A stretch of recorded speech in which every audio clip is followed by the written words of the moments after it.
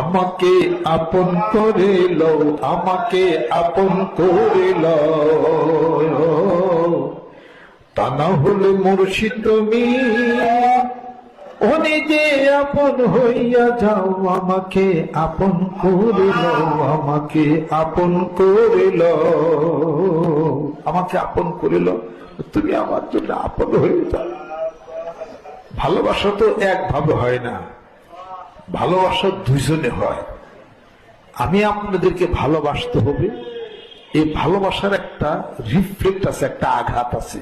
কেউ কেউ কেউ ভালোবাসে, সে আঘাতপ্রাপ্ত হয়।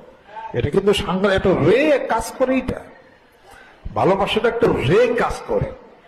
এই রেটা পীর সাইকের পক্ষ থেকে মুরিদের ভিতরে রে ধাক্কা লাগে, তবেই সে তার এই ধাক্কা অনুযায়ী সে তখন কাজ তখন হবে।